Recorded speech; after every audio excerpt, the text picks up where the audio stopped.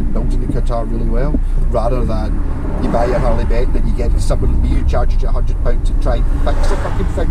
Just build it right first time. I have played a couple of my pals have got Jet, like the sort of cheaper Jets, which I suppose are more like the £400 range is obviously their premium or pro level or whatever they're going to call it. It's a step up from the basic one, but even the basic one, my pal's got a Strat and it's fine. It's not super inspiring and a pure amazing Strat, but it's fine. It totally works, and all the strings play. You can get all the sounds, you know, they're all 90% good. So fucking good guitar. But again, by being a make like not one of the big makes, I don't know how second-hand values of these things are. Probably not very good. The more to the point, the guy that he said he'd get rid of his was it a Chapman Ghost for it, and he swapped it for 2 Jets and some money. And it's like the Jets that the guy he'd swapped with had been given 8 of them by Jet to do demos of. And it's like, fuck's sake, Jet, give me guitars like that. Well, let's be honest, I wouldn't be keeping 8 Jet guitars. Well, unless they were all completely different. But I would keep the best one. I mean, I'd be tempted if I had 6 other ones that weren't as good as that gold, but I'd keep that gold one because I like it. I like the idea of playing a guitar, and if I was doing a gig or showing off or something like that, and I've got a guitar that you can actually buy. You know, it's like, that's the thing. That some of my reviews are kind of a little bit obscure, because I'm not doing guitar. It's like, here's a review of a guitar. Oh, maybe try and buy one of them. Well, you can look on eBay and just search for the next 6 months. Maybe one will show up, sort of thing, rather than being, yeah, what kind of guitar is that? I quite fancy one of them. Oh, here's a website. Oh, look, there's different places that sell it. Oh, you can buy it from here or here or here or here in any colour. It's like, I don't generally have any guitars like that, because any guitars I've had like that I've sold, because people know what they are. Therefore you can look at it and go, oh, there's a Jet guitar, they're £400 new, it's only 300, that's a good buy, blah blah blah. There you go. So it's like, you know, an Ibanez Roadster, alright, what do they go for? I don't know, I can't find the exact model, but there's some of them are £1,000 and some of them are 200s, and it's like, what? And I don't know, and I'll just look up the price new, and the price new were 150 quid, right, in 1986, so it's like, oh. I do know that approximately 1983 to 2023 it's basically tripled, so a £300 guitar now is the same as a £900 guitar then, like for the value of money thing with inflation and all that shit. So that's when you look at like a West Tone Thunder and you go, they were, you know, I thought it was a really good buy. They were like $250, something like that. So a West Tone Thunder would have cost, you know, the equivalent of 750 quid type thing for the basic model. And you go, right, that's exactly where it should sit. That's exactly when it comes in at £750 as a Japanese guitar. It does everything. It's better than whatever the £750 Epiphones and Gibsons are, or Gibsons and Fenders are, which they still are. It's funny to see these things in relative relation. When I put something like the Washburn Vulcans, that I think they were $599 for the Eagle. I think it was $249, $399, $499, or $499 and $599. So you multiply them at £350 quid. That's why the Washburn float like that. It's like, alright, so the equivalent of 1,500 quid, and even then it would be a pure bargain, because that doesn't work, because for £1,500 you couldn't build a guitar like a Washburn, like the Yamaki ones anyway. I think there's the, okay, you get the price of that, but the price of wood in relation has gone mental. You know, you don't get wood like that. PRS buy all that wood and put it in 10 grand guitars. They don't put it on £2,000 guitars.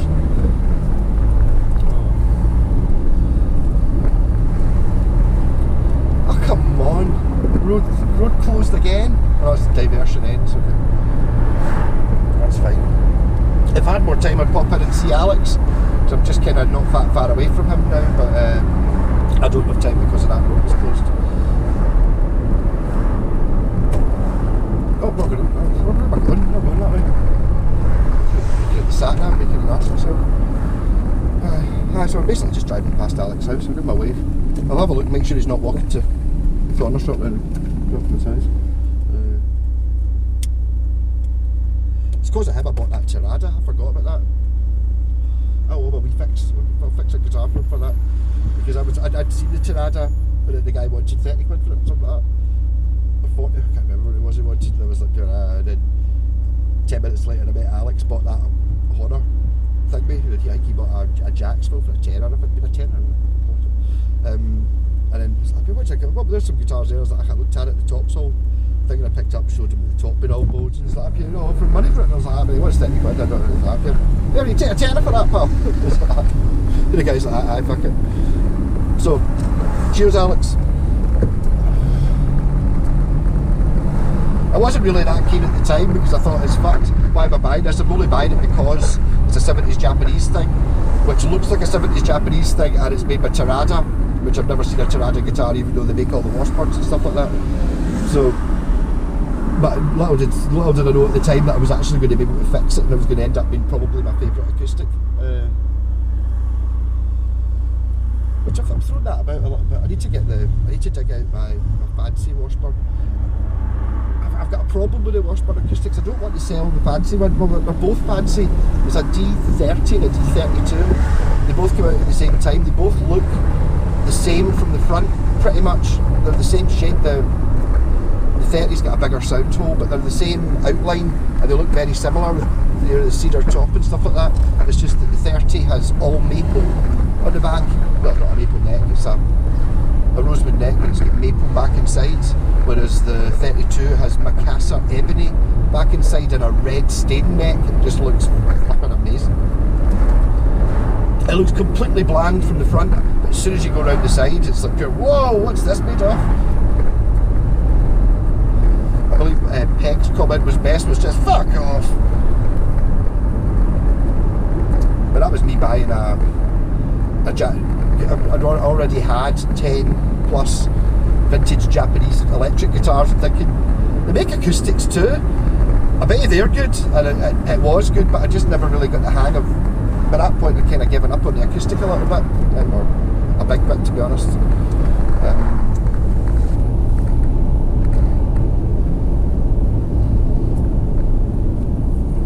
So I need to dig them out, because I've been enjoying playing that wee Tirada thing.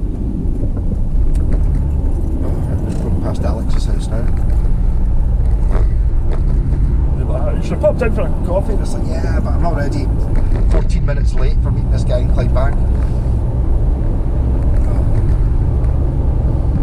And another guitar I had there was an Ibanez, I can't remember, Q something, headless, and fantastic. I wonder what a Japanese one's like. You know, just being picky about it. To be honest, I was far more impressed with the Jet, because I played the Ibanez the first time when he had it to me. I was like, okay, that's fine. As soon as you put it down, especially sitting down, it's like, it just seems dead natural, and everyone's in the right place, even though it looks mental, and there's like no effort to transfer onto it. But what I did earlier on, what I did this morning, was I played one of the Jet guitars, and it was fucking really good. And then when I went onto the Ibanez, it was less impressive. Again, there might be a price thing in there, because I think basically the Ibanez was twice the price, and the law of diminishing returns is like, generally an £800 guitar isn't twice as good as a £400 guitar. I didn't want that way, so it kind of put me down a little bit. But that's one of my main problems with expensive guitars. So it's like, okay, it might be expensive, it might be nice, it might be a bit nicer than that one, but it costs £1,000 more for a bit nicer. It doesn't really, you know, it doesn't calculate for me. Again, each to their own. You know what I mean? I could quite feasibly have what you'd expect. Someone me, I've got, you know, 4 or 5 guitars. Got a Fender Strat, got a Gibson Les Paul, you know what I mean? As soon as you've got 4 or 5 guitars like that, American ones type thing, you're suddenly up at yeah, I could have them instead of all the guitars I've got. So it's not a case of I can't afford it, it's I don't want to spend that on it because I don't think it's worth it. I would rather have 4 £250 guitars than one £1,000 guitar. Partly, but I suppose it's like the buying it up thing, but just because I like. Depends what they are. I would want ones more interesting. The problem is for £1,000, you don't necessarily get a guitar that does everything. You know what I mean? It argues, oh, a Strat can do anything. Yeah, but it's just a Strat. It can't really, you know, I'd like, it's not particularly super interesting. How do you get a super interesting guitar that's also super cool and vintage? You know what I mean? Because I've got that wee Tempest Strat, which I didn't mean to buy, but it's getting kept because it's just, yep, here's your classic white Strat. It's got a certain thing going on about it, which you just don't get on any, you know, like on a not classic vintage Strat. So why do you need a Strat if you've got an Ibanez RG? Well, you play it different.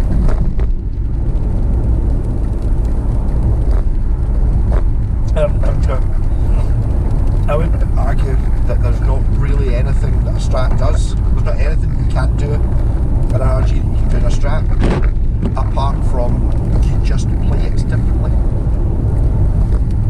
Then I was watching an Anderton's video yesterday. It was the Chapman and Lee, and they bought the £150 Squire, and they were going to put it up against the most expensive one they had in the shop. I can't remember if it was the most expensive. You know, it was like a £7 or £8 grand custom shop vendor Strat, all relict and stuff.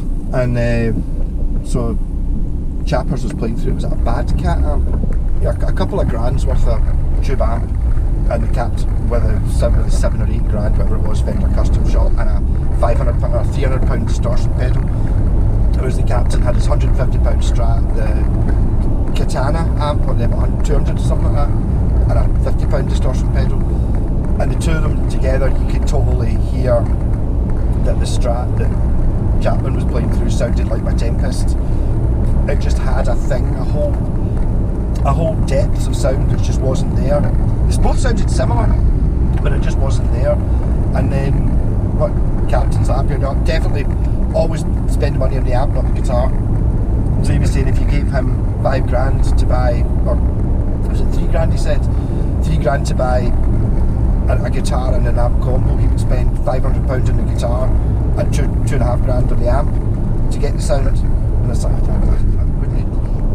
do that. You know what I mean? But what he did was he had a shot with, so what they did was he swapped over and he used the big expensive amp and the Chappers had the Katana, and it made a big fucking difference. I did not expect it to make that amount of difference, like the amp. And that's me listening to it on a, you know, just on my computer, so it's been compressed to YouTube and all that shit, but it noticeably sounded better. Like I would have said that maybe in order to get any value out of a £7 grand or a really fancy electric guitar, you need to have, you know, if you're playing through a Squire Katana, it doesn't really make that much difference whether you're using, you know, a fully working and decent sounding Squire Strat or a custom shop one. It doesn't make as much difference because the amp's not doing as much. So I mean, you know, I'm sitting there after watching that, sitting there thinking, should I have more amps? I don't want more amps. The thing is, my favourite amp's that Softtech, and I love it. It doesn't work as well at low volumes, but the reason that I kind of base other amps that I've tried, I've gone through a few, half a dozen, and I want them to just sound like the Softtech. So if they sound like the Softtech, then that's what I'm after, really. And that's what I end up with so the Orange doesn't sound entirely unlike the Softtech. It's a similar, I don't know, it doesn't sound the same, but it's a similar sort of range flavour, if you like, and that's fine. Plus I think I just love the wee, having the half power and quarter power on the Orange makes it usable in the house, and I like the speaker that's in it. so I just moved it recently. I was using the Trace Elliott 3x12, which is better, but the internal 12-inch speaker's fine. It doesn't need much else, and even then I'm of the opinion of thinking if I do manage to get a band going and I'm gigging, that's likely to be enough. Yeah, I don't need a 4x12 or a 3x12. One 12-inch speaker, 30 watts, untamed is enough to do it. No, I'm not actually bad. Not too bad.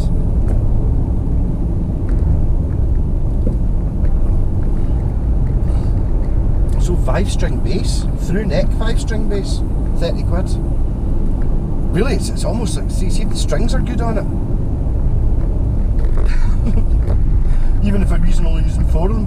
A set of strings that work, a set of strings that's decent is worth a tenner to me, never mind them being 5-string. Oh my god, I could put the 5 strings on my Ibanez 5-string, which I'm 90% sure are the original strings from 1998 that are on it. Or 1989, whatever year it is my bass is from. I did like that 5-stringer. I never played anything. I missed it! Bastard!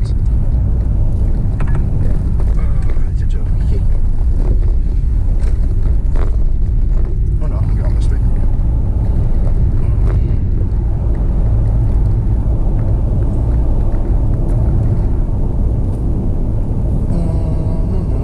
So I've got the Mel 9 pedal in with me. I borrowed it off my pal David to go into the studio. I'm not sure if I'm going to use it. I had it shot in the house, and it's like with the bass, and it's like I'm not sure. 53. Okay, catch you later.